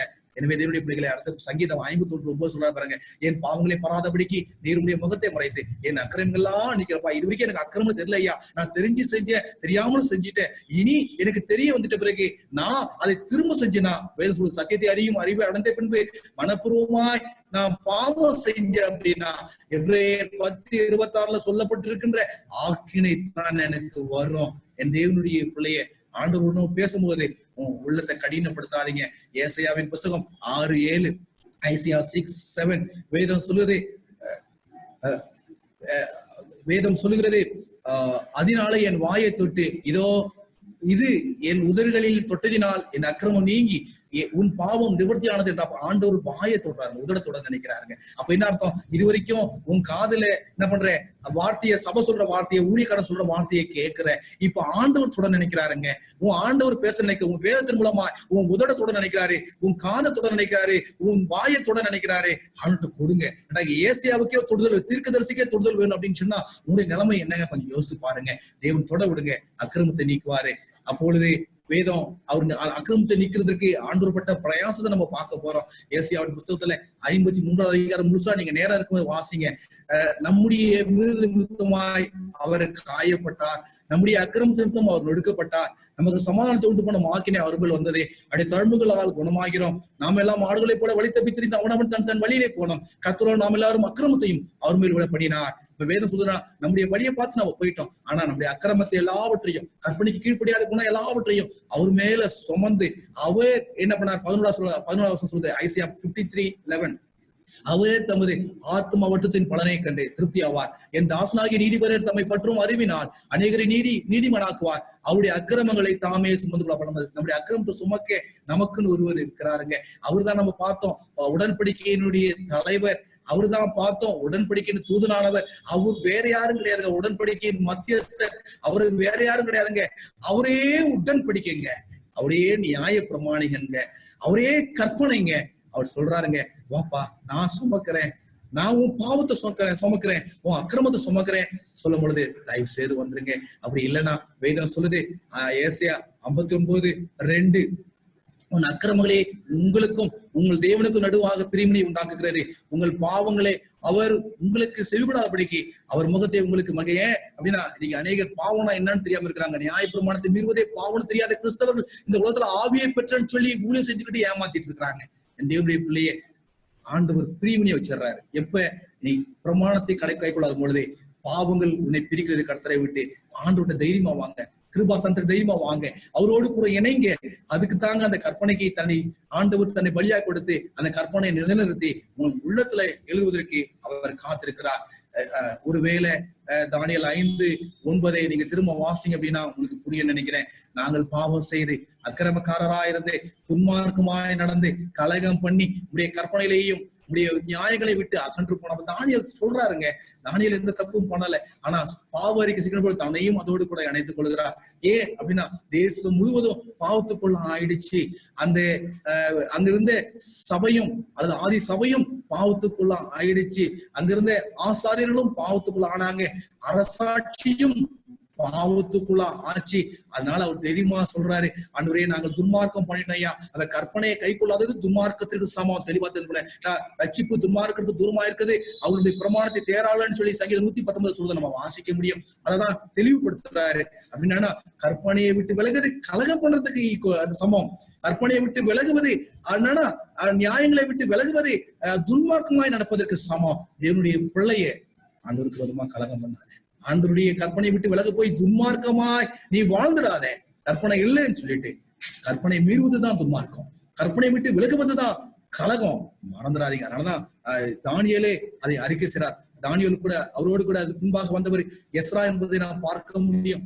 எஸ்ரா 9:6 எஸ்ரா 9:7 நீங்க வாசிக்கும் போது, எஸ்ரா 9:6, 9:7 நீங்க வாசிக்கின்ற பொழுது, என் தேவனே நான் என் முகத்தை என் தேவனாகிய உமக்கு முன்பாக ஏறெடுக்க வெட்கி கலங்குகிறேன், எங்கள் அக்கிரமங்கள் எங்கள் தலைக்கு மேலாய் பெருகிட்டு எங்கள் குற்றங்கள் வானபுரியதும் எட்டியது. எங்கள் பிதாக்கள் நாட்கள் இந்நாள் மட்டும் நாங்கள் பெரிய குற்றத்திற்கு எங்கள் ஆசாரியர்களும் இந்நாளில் இருக்க போல அந்நிய தேச ராஜாக்களின் கையிலே பட்டயத்திற்கும் சிறையிருப்புக்கும் கொள்ளைக்கும் வெக்கத்திற்கும் ஒப்பு கொடுக்கப்பட்டாங்க. ஆசாரியிலும் ஒப்பு கொடுக்கப்பட்டாங்க. ஏன் அப்படின்னா ஆண்டுடைய பிரமாணத்தை கடைபிடிக்கல. ஆனா ஆண்டவர் எச்சரிப்பை கொடுக்கிறார். இன்னைக்கு வாழ்ற பிள்ளைங்க ஒருவேளை இந்த வியாதியிலிருந்து நீங்க தப்பிக்கலாம், இன்னும் வாதை வரப்போகிறது, அதுல இருந்து ஒருவரும் தப்பிக்க முடியாது தேவனுடைய பிள்ளையே. எனவே ஆண்டுடைய பிரமாணத்திற்கு ஆண்டுடைய வார்த்தைக்கு செவி கொடு. வேதம் சொல்றது யோனா 1:2 நீ எழுந்து மகா நகரமாகிய நினிவே போய் அதற்கு விரோதமாய் பிரசங்கி அவனுடைய அக்கிரமம் என் சமூகத்தில் வந்து எட்டினது என்றார். அப்ப நினிவே தேவனுடைய தேசம் அல்ல, அது அசிரிய நாட்டினுடைய தேசம், அசிரியாவினுடைய தலைநகரம். ஆனாலும் ஆண்டவர் அங்கு அக்கிரமம் எட்டிய வானத்திற்கு சமூகத்தில் எட்டிய பொழுது அங்கு ஆண்டவர் ஆள் அனுப்ப. நீங்க யாரா கூட இருங்க, நீங்க எந்த சபையை சார்ந்துள்ளா இருங்க, எந்த மதத்தை சார்ந்துள்ளா இருங்க, உங்களுடைய அக்கிரமம் எட்டுகின்ற பொழுது ஆண்டவர் அந்த அக்கிரமத்திற்கு தண்டனையாக ஆண்டவர் எச்சரிப்பை கொடுப்பார். அந்த எச்சரிப்பை மீறுகின்ற பொழுது வாதை வரும் என்று வேதம் சொல்கிறது. வேதம் இன்னும் வாஸ்தவம் மத்திய 7வது அதிகாரம் 23வது வசனம், Matthew 7:23. தயவு செய்து கவனமாய் கேட்கும்படியாக கேட்கிறேன். அப்பொழுது நான் ஒரு காலமும் உங்களை அறியவில்லை, அக்கிரம செய்கைக்காரரே என்னை விட்டு அகன்று போங்கள் என்று அவளுக்கு சொல்லுவேன். இன்னைக்கு தயவு செய்து இது வரைக்கும் கேட்டிருக்கிற பிள்ளைங்க இதை இன்னும் ஆவியினுடைய பலத்தோடு செபத்தோடு அபிஷேகத்தோடு கூட கேட்கும்படியாய் உங்களை கேட்கிறேன். ஏன்னா இன்னைக்கு அநேக ஊழியக்காரங்க என்ன செய்யறாங்களோ அதை முன்னாக நமக்கு சொல்லப்பட்டிருக்கு மத்தேயுல. இது வேற யாரும் சொல்லலைங்க. சீஷர்கள் கிடையாது, அப்போஸ்தலர்கள் அல்ல, அல்லது மற்றவர்கள் அல்ல. இதை சொன்னது யார் அப்படின்னா இயேசு கிறிஸ்துவே, தேவனுடைய குமாரனே, வார்த்தையாகிய தேவனே, வார்த்தையே இதை நமக்கு சொல்வதை நாம் பார்க்க முடியும். அப்படி என்ன அக்கிரமம் செய்தார்கள் அவர்கள்? அப்படி என்ன நம்முடைய பார்வைக்கு அக்கிரமம் என்ன? திருடுறது அக்கிரமம், பொய் சொல்றது அக்கிரமம், உபச்சாரம் செய்யறது அக்கிரமம், அநேகரை கொலை செய்யறது அக்கிரமம், மாமிச பிரகாரமாக நடக்கிறது அக்கிரமம், மாமிச சிந்தைய வைக்கிறது அக்கிரமம் அப்படின்னு நம்ம நினைச்சிட்டு இருக்கிறோம். எனவே அதனால என்ன இந்த பைபிள் சுத்தம் நமக்கு புரியல. ஆனா நீங்க வாசித்து பாத்தீங்கன்னா மத்திய 7:22 நான் இதுல போடல, நீங்க தெளிவா வாசித்து பாருங்க. நேரம் கிடைக்கும் போது தயவுசெய்து எழுதி வாசித்து பாருங்க. என்ன செய்யுது அப்படின்னா அவங்க என்ன சொல்றாங்க? ஆண்டவரே உடைய நாமத்தினாலே நாங்கள் தீர்க்க தரிசனம் உரைத்தோம் அல்லவா, உடைய நாமத்தினாலே அற்புத அடையாளங்களை செய்தோம் அல்லவா, அநேக பிசாசுகளை விரட்டினோம் அல்லவா என்பார்கள். அப்ப என்ன அர்த்தம் அப்படின்னா அப்படி செஞ்சோம் இல்ல. ஆனா ஆண்டவர் சொல்றாரு, நம்ம சொல்றோம் அவங்கதான் பெரிய தீர்க்கதரிசி, அவங்கதான் பெரிய ஆட்கள், அவங்களுக்குதான் அபிஷேகம் இருக்கு, அவங்களுக்குதான் ஆவியானவர் இருக்கிறாரு, அவங்களை தூக்கி மேல வச்சுக்கோங்க, வாழ்க்கையில எதனா உங்கனால உடனே அவங்க லெட்டர் இருந்து எனக்கா ஜெபம் பண்ணுங்க, இப்படி பண்ணுங்க அப்படின்னு பைத்தியக்காரத்தனமா அவங்களை பின்னாடி சென்று அவங்களை கர்த்தருடைய பிள்ளைகள் பரிசுத்தவான்கள் நினைச்சு உங்களை ஏமாத்திட்டு இருக்கிற பிள்ளைகளே வசனத்தை தெளிவா வாசிங்க. அடுத்த வசனம் சொல்லுது, அதை நீங்க அதிசயம்னு சொல்றீங்க, அதை நீங்க பெரிய அற்புதம்னு சொல்றீங்க, அது நீங்க ஆவியானவருடைய முதல செய்யணும்னு சொல்றீங்க. ஆனா ஆண்டவர் அப்படி சொல்லலைங்க. என் அன்பு பிள்ளைய ஆண்டவர் அப்படி சொல்லல. ஆண்டவர் உன்னை நேசிக்கிறாரு, எனவே ஆண்டவர் உனக்கு வெளிப்படுத்த நினைக்கிறாரு. ஆண்டவர் சொல்ல அண்ணன் சொல்றதுன்னா அது அக்கிரம செய்கை என்று சொல்றாரு தேவனுடைய பிள்ளைகளை. அப்ப காரணம் இருக்கு இல்லையா ஏன் அது அக்கிரம செய்யற சொல்றாரு அப்படின்னா அவர்கள் ஆண்டுடைய பிரமாணத்தை விட்டுட்டு அவங்க செய்யறாங்க, ஆண்டுடைய வசனத்தை விட்டுட்டு அது செய்யறாங்க. மற்றவங்களால செய்ய முடியுமா?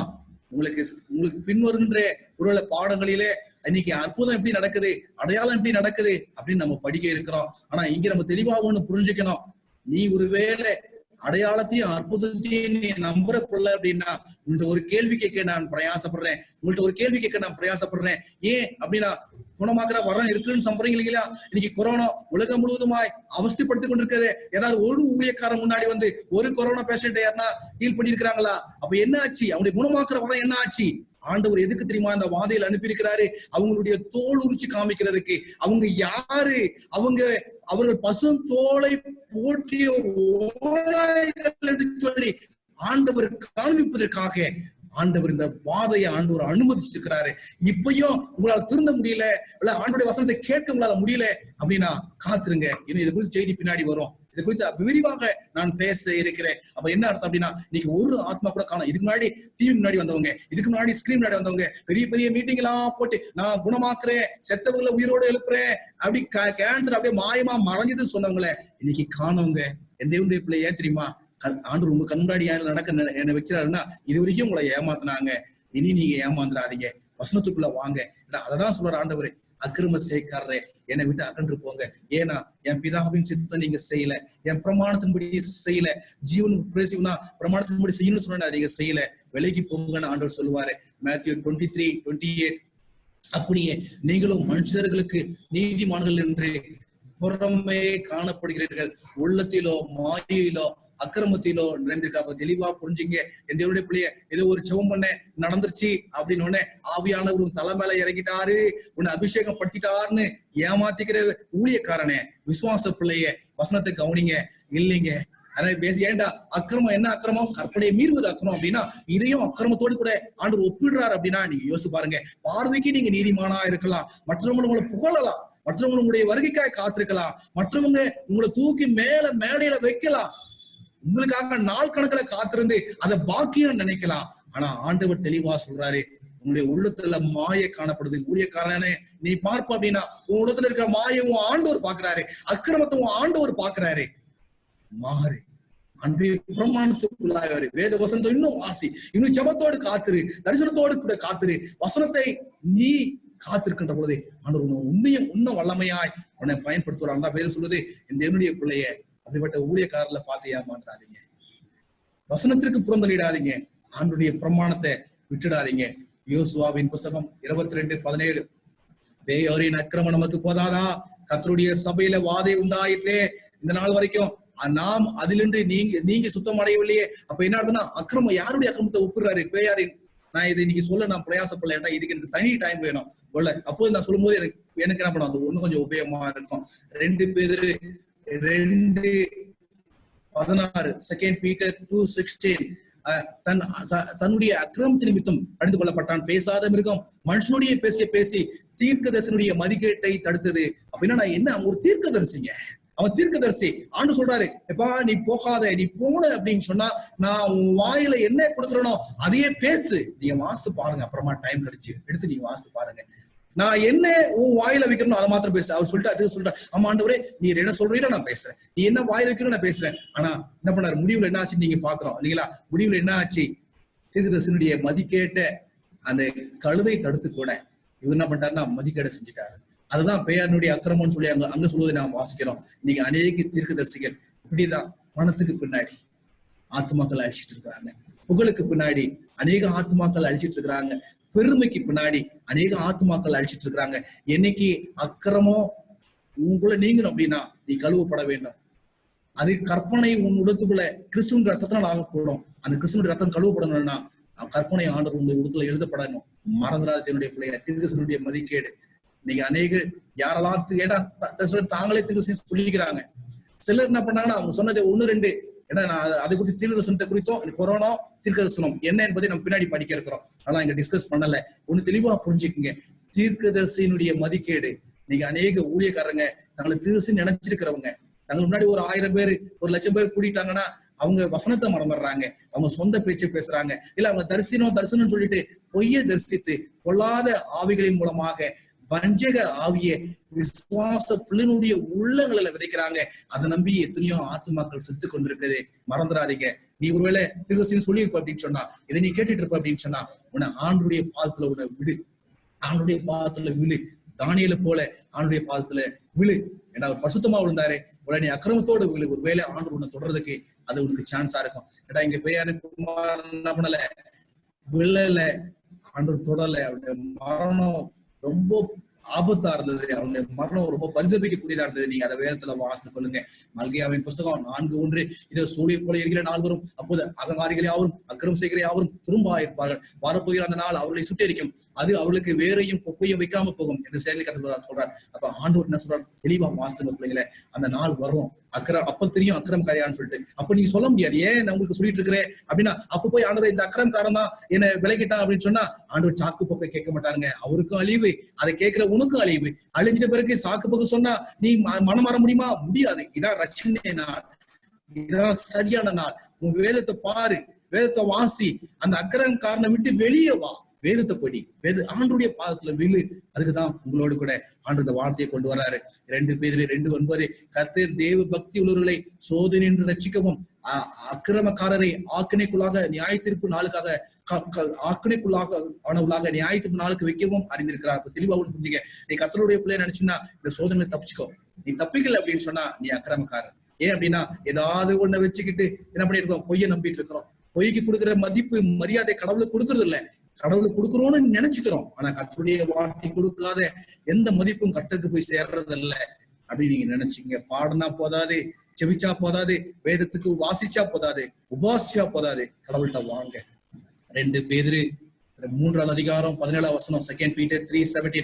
ஆதலால் பிரியமானவர்களே, இவர்களை முன்னமே நீங்கள் அறிந்திருக்கிறபடியால் அக்கிரமக்காரனுடைய வஞ்சகத்திலே நீங்கள் இழுப்புண்டு உங்கள் உறுதியிலிருந்து விலகி விழுந்து போகாத படிக்க எச்சரிக்கை. வேதம் தெளிவா சொல்றது அநேகர் போதர் ஆகாத படிக்க எச்சரிக்கை. ஏன்னா நான் சொல்றது அநேக போதர்கள் கேட்கலாம், ஆனா மனந்திருந்த மைண்டு ஒருத்தருக்கோ 2 பேருக்கு வரலாம், மற்றவர்களுக்கு வருவோம் அப்படின்னு சொல்ல முடியாது. ஆனா விசுவாச பிள்ளைகள் கேட்கிற நீ விசுவாச பிள்ளைகள அப்படின்னா இந்த வசனம் தெளிவா வாசிங்க. நீங்க ஒருவேளை வஞ்சகத்துல இழுப்புண்டு போயிட்டீங்களா, வஞ்சகத்துல ஏமாந்து போயிட்டீங்களா, எச்சரிக்கையா இருங்க. இது எச்சரிக்கை கொடுக்கிறது பேதுருன்னு மறந்துடாதீங்க. நான் ஒரு விழுந்தாரு, எழுச்சி நின்னாரு, தலைக்கீழ தன்னை சிறுவுல ஒப்பு கொடுத்ததுனால தைரியமா சொல்றாரு, வஞ்சனையில விழுந்துடாதீங்க பிரியமானவர்களை, எழுந்து வாங்க. அக்கிரமக்காரன் எப்படி வேணாலும் வஞ்சிப்பான், எழுந்து வாங்க. அக்கிரமம்னா என்ன அப்படின்னா ஆண்டுடைய பிரமாணத்தையும் வார்த்தையும் மீறுவது அக்கிரமம், நியாய பிரமாணத்தை மீறுவது பாவம். மறந்துடாதீங்க தேவனுடைய பிள்ளைய. ஆண்டவருக்கு யாரும் எதிர்த்து நிற்க முடியாது. யாத்திராகமும் 26:21, நீங்கள் எனக்கு செவி கொடுக்க மனதில்லாமல் எனக்கு எதிர்த்து நடப்பில்லானால் நான் உங்கள் பாவங்களுக்கு தக்கதாக இன்னும் 7 எத்தனையான வாதை உங்கள் மேல் வரப்படுவேன். அப்ப வாதை வர்றதுக்கு இன்னொரு காரணம் என்ன தெரியுங்களா? வசனம் வந்தோம், வார்த்தை வந்தோம், இல்லைங்களா, பிரமாணம் வந்தோம், எதிர்த்து நின்னீங்க அப்படின்னா. ஏன்னு கேட்டா எதிர்த்து நிக்கிற நிறைய ஆட்கள் இருக்கிறாங்க, நம்ம கண்கூடா பார்க்க முடியும். ஏன்னா சத்திய அடைந்த பிள்ளைகள் கூட எதிர்த்து நிக்கிறாங்க. சில வசனங்களை நம்ம சொல்லுகின்ற பொழுது அவர்கள் பாவத்தை விட்டு வெளியுறவாக எந்த ஊழியக்காரன் சொன்னானோ அந்த ஊழியக்காரனுக்கு விரோதமாய் எதிர்த்து நிற்கிற விசுவாச பிள்ளையா நீ இருப்பு அப்படின்னு சொன்னா கேட்டுட்டு இருக்கிற பிள்ளை, நீ சபையினுடைய பிள்ளையா இருக்கலாம் அல்லது வேற சபையினுடைய பிள்ளையா இருக்கலாம், தேவனுடைய வார்த்தைக்கு எதிர்த்து நிற்கிறவர்கள் நிச்சயம் 7 எத்தனையான வாதையை என்ன பண்ணுவாரு, ஆண்டவர் வருவா பண்ணுவாருங்க. எச்சரிக்கையா இருங்க. அதுக்குதான் கவனமா இருக்கணும்ன்றது. எதிர்த்து நடக்காதீங்க, ஆண்டவருக்கு எதிர்த்து நடக்காதீங்க. ஏசாயாவின் புஸ்தகம் 14:12 அதை நீங்க வாசிங்கன்னா, அதிகாலையின் மகனாகிய விடிவெளியே, நீ வானத்திலிருந்து விழுந்தாயே, ஜாதிகளை ஈனப்படுத்தினவனே, நீ தரையிலே விழவிட்டாயே, நான் வானத்துக்கு ஏறுவேன், தேவனுக்கு மேலாக என் சிங்காசனத்தை உயர்த்துவேன், நான் மேகலுக்கு மேலாக உன்னதங்களில் ஏறுவேன், உன்னதமானதுக்கு ஒப்பாவேன் நான் என்று சொன்னாயே, பாதாளத்திலே தள்ளிட்டு போனேன். அப்ப வேதவசனம் தெளிவா சொல்லுதப்பா. யார் ஆண்டவருக்கு எதிர்த்து நின்றது யோசித்து பாருங்க. ஆண்டுடைய வசனத்திற்கு எதிர்த்து நின்னா யார்? சாத்தான். இந்த கத்தியை ஈட்டியை வச்சு கடவுளுக்கு எதிர்த்து நிக்கலைங்க, ஆண்டுடைய வசனத்துக்கு எதிர்த்து நின்னாங்க. அவன் எதிர்த்து இருந்தாலும் அவனுக்கு நிலைமை என்னாச்சுங்க, விடிவெளியா இருந்தவனைக்கு விழுந்தான். இன்னைக்கு அநேக விசுவாச பிள்ளைகள், நீங்க பிரகாசமா இருக்க அநேக ஊழியக்காரர்கள் ஆரம்ப காலத்திலே உங்களுக்கு ஒப்பு கொடுத்து நீங்க ஊழியத்தை செஞ்சு கட்டி எடுத்து காத்து வந்தீங்க, உண்மை இல்லைன்னு இல்லை. ஆனா சாத்தான் அப்படிதான் இருந்தான். ஆதி காலத்துல என்னை காப்பாற்றப்படுவதற்காக உருவாக்கப்பட்ட கேரு மகாபரிசலத்துல அந்த தேவனுடைய பிரசனம் இருக்கிற இடத்துல இருக்கிற கேரு, ஆனாலும் விழுந்து போனா. நீங்க ஆண்டுடைய ஊழியத்தை கட்டிக்காசவர்களா இருக்கலாம், தாங்கவர்களா இருக்கலாம், ஆனா ஆண்டுடைய வார்த்தையை நீங்க மீறுகின்ற பொழுதே ஆண்டவர் தெளிவுபடுத்துகிறார். விழுந்து போன சாத்தானை போன்றவர்கள் என்பதை நீங்க மறந்துடாதீங்க. சாத்தான் எதிர்த்து நின்னா கர்த்தருடைய வார்த்தை நீங்க வருகின்ற பொழுதே அவரை எதிர்த்து நின்னீங்கன்னா ஆண்டவர்கிட்ட பேசுங்க, ஆண்டவர்கிட்ட கேளுங்க. 2 நாளாகமும் 26 2 Chronicles 26. என் பிதாக்களின் தேவனாகிய கர்த்தாவே, பரலோகத்தில் இருக்க நீர் அல்லவா தேவன், தேவரின் ஜாதிகளுடைய ராஜாக்கள் எல்லாம் ஆளுவார்கள், உடைய கரத்திலே வல்லமையும் பராக்கிரமும் இருக்கிறது, ஒருவரும் உம்மோடு எதிர்த்து நிற்க கூடாது. ஏன் கூட பேசிட்டு இருக்க அப்படின்னா, ஒருவரும் ஆண்டவரோடு கூட எதிர்த்து நின்று ஜெயிக்கலீங்க. சாத்தா எதிர்த்துனா ஆண்டவருடைய உன்னதமா போக நினைச்சான். ஆண்டவருடைய சிங்காசனத்துக்கு மேல தன்னுடைய சிங்காசனம், ஆண்டவர் நட்சத்திரங்களுக்கு மேலாக நம்மளை கொண்டு போக நினைச்சான். அப்படின்னு அர்த்தம். ஆண்டவர் சிங்காசனத்துக்கு மேல சிங்காசனம், ஆண்டவர் வார்த்தையை கொடுத்திருக்கிறாரு. அது தப்புன்ற அது அந்த வார்த்தையோட கூட்டினாலோ குறைச்சாலோ அது வேணான்னு சொன்னாலோ என்ன அர்த்தம் அப்படின்னா, கர்த்தருக்கு மேல இருக்கிறதுங்க, கர்த்தருடைய வசனத்துக்கு மேல இருக்கிறது, கர்த்தருடைய வார்த்தைக்கு மேல இருக்கிறது, கர்த்தருடைய சிங்காசனத்துக்கு மேல இருக்கிறது. இந்த தவறுதாங்க சாத்தா செஞ்சான். இந்த தவறுதான் அநேக ஊழியர்கள் செஞ்சுட்டு இருக்கிறாங்க, அநேக சபைகள் செஞ்சுட்டு இருக்கு, அநேக விசுவாச பிள்ளைகள் செஞ்சுட்டு இருக்கிறாங்க. எதிர்த்து நிக்காதீங்க, ஒருத்தராலையும் நிக்க முடியாது. ஏன்னுட்டா நீங்க யாருமே கடவுள் பக்கம் இல்லைனாலும் சரி, கடவுளுடைய வார்த்தையை பொய்யாகாதுங்க. இல்ல தவறினுடைய பக்கம் ஆண்டவரை எதிர்த்து நிக்கிறவங்க எவ்வளவு மெஜாரிட்டியா இருந்தாலும் சரி, நீ வேணா வாசுங்க. யாத்திராகமும் 23:2 அப்புறமா வீட்டுல போய் வாசிங்க. என்னன்னா தப்பு இருக்கிறதால மெஜாரிட்டி பக்கம் சாயக்கூடாதுங்க. அப்படி சாஞ்சாலும் ஆண்டவர் தப்பா போக மாட்டாரு. இந்த உலகத்துல ஒருவர் கூட ஆண்டவர் பக்கம் இல்லைனாலும் அவருடைய நியாயம் தான், அவருடைய பிரமாணம் தான், அவருடைய நீதி தான். அதை யாரும் ஒண்ணும் மாற்ற முடியாது. ஒருவரும் ஆண்டவருக்கு விதமா எதிர்த்து நிற்க முடியாது. நீங்க நிக்கிறீங்களா? 2 தீமோத்தேயுல 3வது அதிகாரம் 8வது வசனம், 2 தீமோத்தேயு 3:8, யானேயும் யாம்பியரையும் மோசேக்கு எதிர்த்து நின்ற பொழுது இவர்கள் சத்தியத்திற்கு எதிர்த்து நிற்கிறார்கள். இவர்கள் துர்புத்தி உள்ள மனுஷர்கள், விசுவாச விஷயத்தில் பரீட்சைக்கு இல்லாதவர்கள். அப்ப நீங்க தெளிவா நீங்க வாசித்து பாருங்களேன். இந்த 2 பேரும் யாரு அப்படின்னு நீங்க என்னைக்குன்னா நீங்க யோசித்து பார்த்திருக்கிறீங்களா? யார பார்த்து இங்க எதிர்த்து நின்னாங்க அல்லது விசுவாச பரிசீலனை இல்லாம போயிட்டாங்க? துர்புத்தி உள்ளவர்கள் யார பார்த்து சொல்றாங்கன்னு கொஞ்சம் யோசித்து பாருங்க. அப்ப வேதம் தெளிவா சொல்லுது, நீங்க வேதத்துல தேடினீங்க அப்படின்னா உங்களுக்கு கிடைக்காது.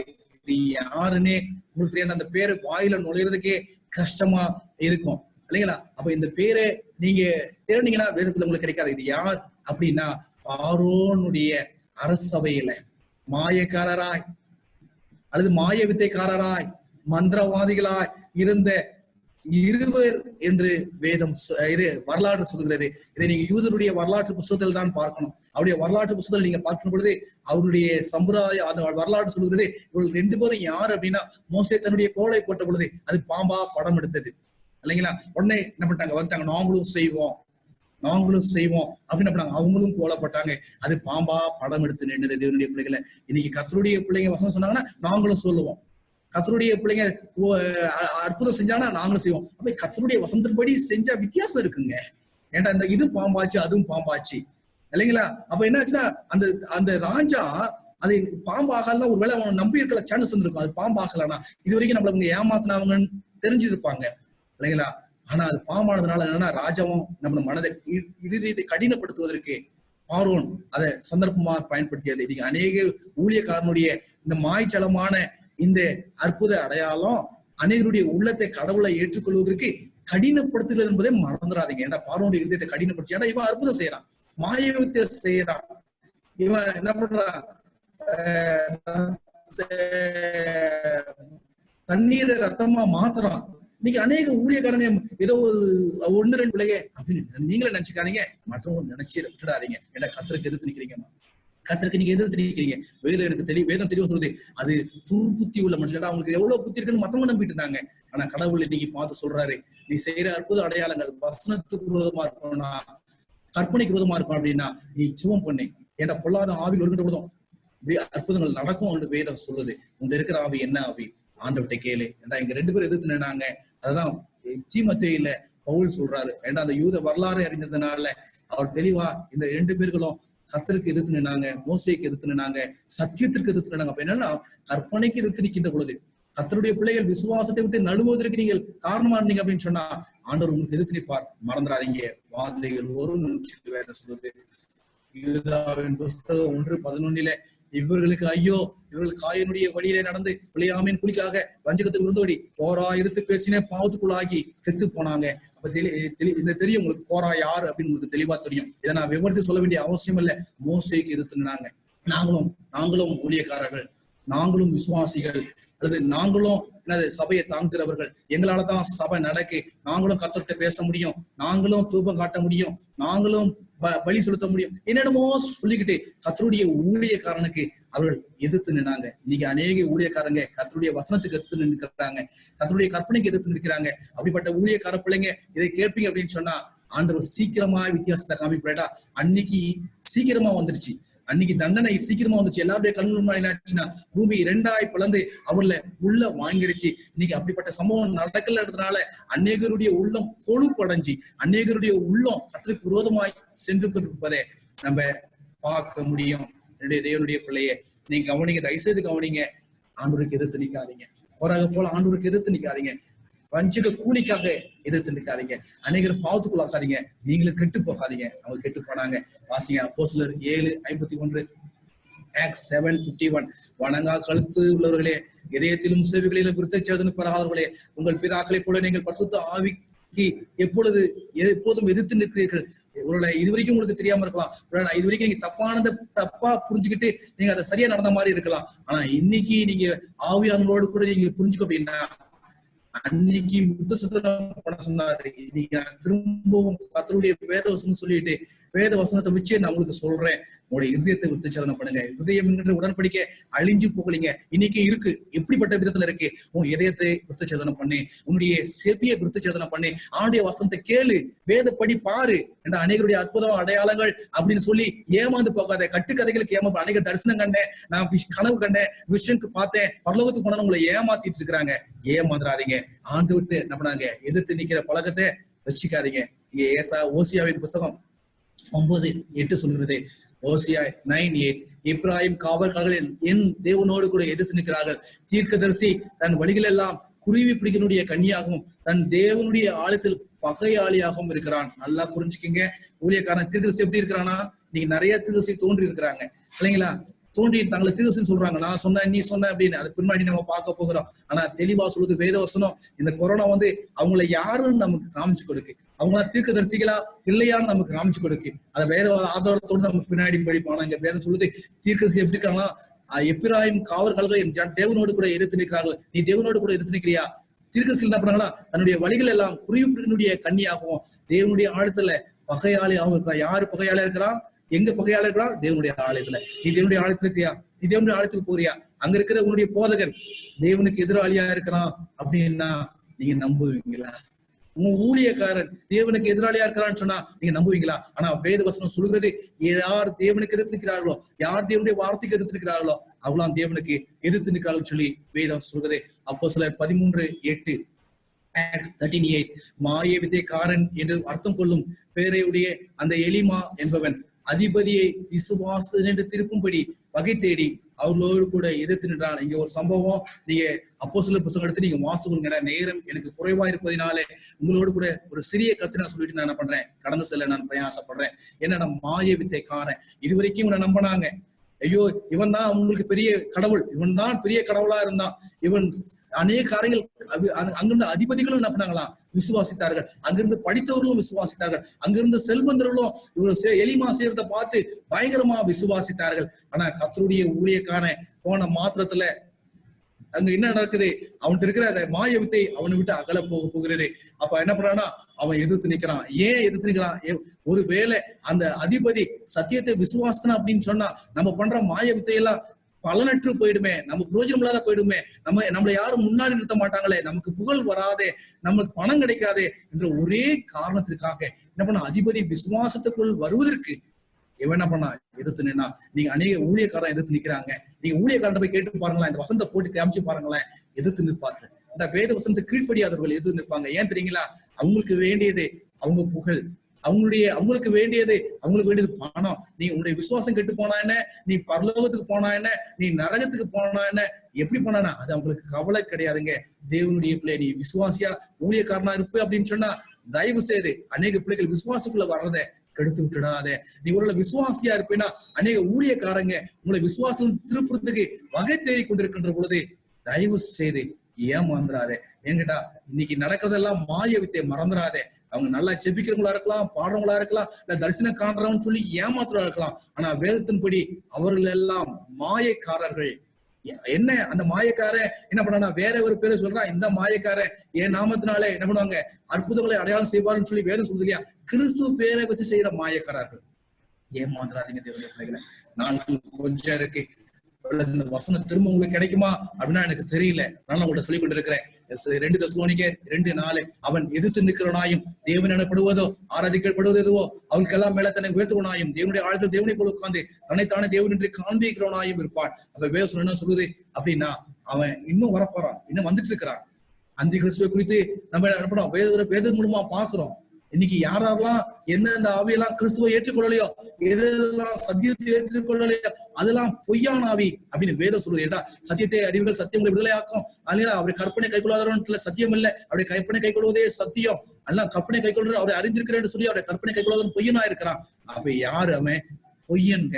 பொய்ய மாத்திரம் இல்ல, வேதம் சொல்லுது என்னன்னா, அவன் தான் அந்தி கிறிஸ்து, அவன் தான் கர்த்தருக்கு விரோதமா எதிர்த்து நிற்கிறவன். இங்க வேதம் சொல்லுது என்ன பண்ணுங்க, இஸ்ரவேலரை குறித்தோ கீழ்ப்படியாதவர்களை எதிர்த்து பேசுகிறவர்களாகிய ஜனங்களிடத்தில் நாள்தோறும் என் கையை நீட்டினேன் என்று அவன் சொல்லுகிறான். அப்ப என்ன அர்த்தம்னா, ஆண்டவர் நீங்க ஆவிக்குரிய சொல்லாகி உங்கள்ட்ட ஆண்டவர் காத்துட்டு இருக்கிறார். தேவனுடைய பிள்ளைகள்கிட்ட ஆண்டவர் காத்துட்டு இருக்கிறார். தன்னுடைய கையை எப்படி நீட்டாங்களா, நாள் முழுவதும் என் கையை நீட்டிட்டு இருக்கிறேன். உங்களை நோக்கி, உங்களுடைய கண்களை நோக்கி ஆண்டுடைய கரங்கள் இரண்டும் நீட்டப்பட்டு கொடுக்கிறதே. எதிர்த்து பேசுகிற உங்களிடத்துல, ஆண்டுடைய பிரமாணத்துக்கு விரோதமா செய்யற உங்களிடத்துல, ஆண்டுடைய வார்த்தைக்கு விரோதமா போகிற உங்களிடத்துல ஆண்டுடைய கை நீட்டிட்டு இருக்கு. எதிர்த்து நிக்காதீங்க. ஆண்டவர் பேசுகின்ற பொழுது ஆண்டுகிட்ட வாங்க.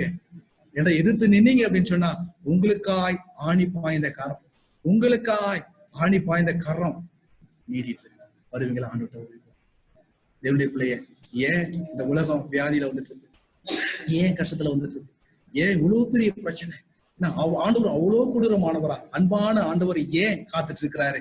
இந்த வாதையின் மூலமாக நீ எங்க இருக்கிற அப்படின்னு தெரியணும். உன்னை வழி நடத்துறவர் யாருன்னு தெரியணும். அவருடைய அற்புத அடையாளங்கள் மாயமலமா வேத வசனமா என்பதை நீங்க தெரிந்து கொள்ளணும். அதுக்காக ஆண்டவர் அனுமதிக்கிறார். அந்த வார்த்தைக்கு விரோதமா பார்க்காதீங்க. ஆண்டவரை விட்டு அக்கிரமம் மிகுதி ஆனதுனால வாதம் வருது, எழுத்துணையா கொண்டு வரும்னு சொல்றாரு. எதிர்த்து நிக்காதீங்க. இன்று ஆண்டுடைய சத்தத்தை கேட்பீங்க அப்படின்னு சொன்னா உங்களை ஒப்புக் கொடுங்க. ஆண்டுக்கு ஒப்புக் கொடுங்க. ஆண்டு ஆசிர்வதித்து வழி நடத்துவார்.